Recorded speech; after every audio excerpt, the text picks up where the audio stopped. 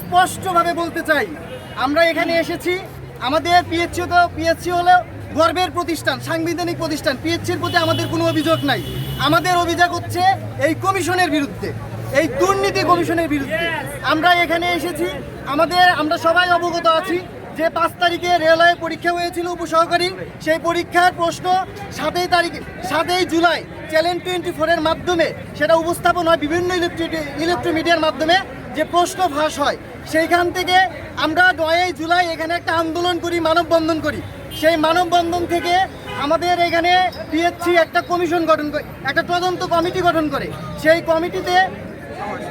কমিটির আমরা একটা সূত্র মাধ্যমে জানতে পেরেছি যে সেই কমিটি এখন বলছে যে প্রশ্ন ফাঁস হয়নি, অথচ ইলেকট্রোমিডিয়ায় এবং সেই তদন্ত উপস্থাপন হওয়ার পর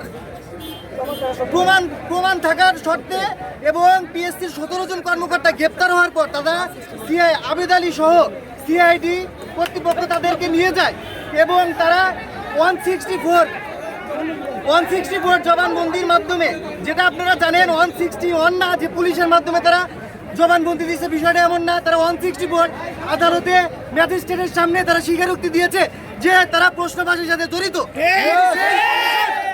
কিন্তু সেই কমিশন এখন বলতেছে যে কোশ্চেন ফাঁস হয়নি।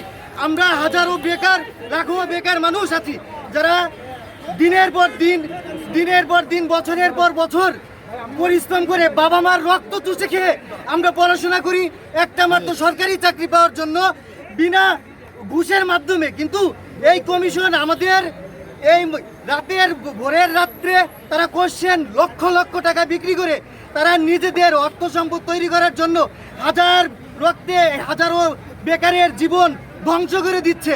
আপনারা বুঝে দেখবেন এই বেকারের তাড়নায় অনেকে দিন নাই রাত নাই পড়াশোনা করে যখন ডিপ্রেশনে পড়ে যায় তখন তারা সুইসাইড করে। এখন একটা জিনিস আমি বলতে চাই, এই যে সুইসাইড করে মরে যাচ্ছে এগুলার প্রধান দায় হচ্ছে যারা নিয়মতান্ত্রিক, যারা নিয়ম রক্ষা করছে উপর পর্যায়ের লোক, এই কমিশনের লোক। এখন আমার কথা হচ্ছে যে যারা এই প্রশ্ন ফাঁসের সাথে জড়িত তারাই হচ্ছে এই কমিটির সদস্য। অথচ চ্যানেল 24 যেহেতু ইলেকট্রোমিডিয়া এবং অন্যান্য ইলেকট্রোমিডিয়া এটা যখন প্রকাশ করছে এবং সিআইডি তাদেরকে গ্রেপ্তার করছে, তাহলে তাদের কমিশনে তাদের তদন্ত কমিটি কেন রাখা হলো না? এখন কথা হলো যারা অপরাধী তারাই যদি তদন্ত কমিটি গঠন করে, সেই তদন্ত কমিটির যে ফলাফল কি হবে একটা পাগলের। আমার কথা হলো এই যে বিসিএস 46 বলেন এবং বাংলাদেশ রেলওয়ে পরীক্ষা বলেন, যারা এই প্রশ্ন ফাঁসের সাথে জড়িত তাদেরকে দৃষ্টান্তমূলক শাস্তি দিতে হবে।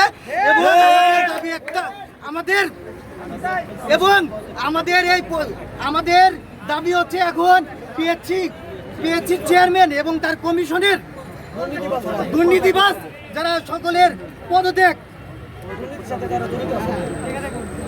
বিপিএসসি চেয়ারম্যান ও তার কমিশনের পদত্যাগ এবং বিপিএসসি কে নতুন করে সংস্কার এবং পুনর্গঠন করতে হবে। 5 জুলাই অনুষ্ঠিত রেলওয়ে উপসহকারী প্রকৌশলী পদের পরীক্ষা বাতিল করে পুনরায় দ্রুত সময়ের মধ্যে পরীক্ষা গ্রহণ করতে হবে।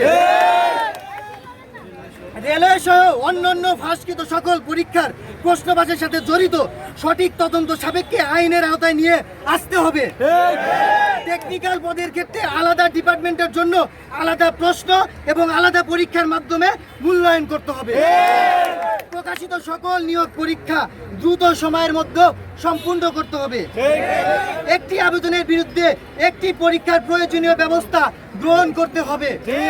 এখন আমাদের দাবি হচ্ছে যে আমরা সবাই এখানে এসেছি সাধারণ ছাত্ররা যারা বেকার, যারা দিনের পর দিন বছরের পর বছর পড়াশোনা পরিশ্রম করে আমরা সরকারি চাকরি পাচ্ছি না।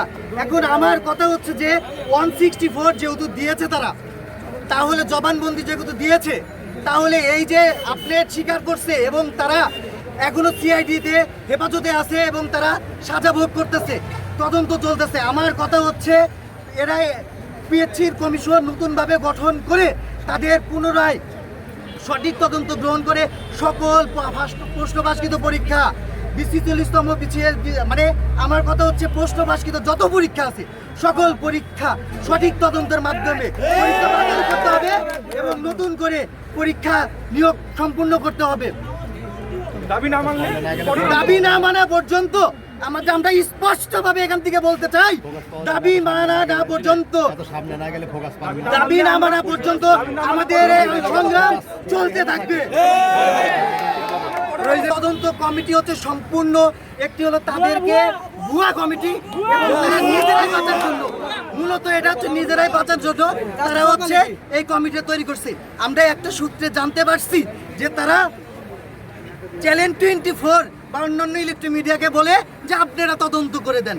আমার কথা হচ্ছে আপনারা লক্ষ লক্ষ টাকা বেতন নিচ্ছেন, আপনারা প্রশ্ন ফাঁস করছেন, টাকার তো অভাব নাই, কোটি কোটি টাকার মালিক আপনারা।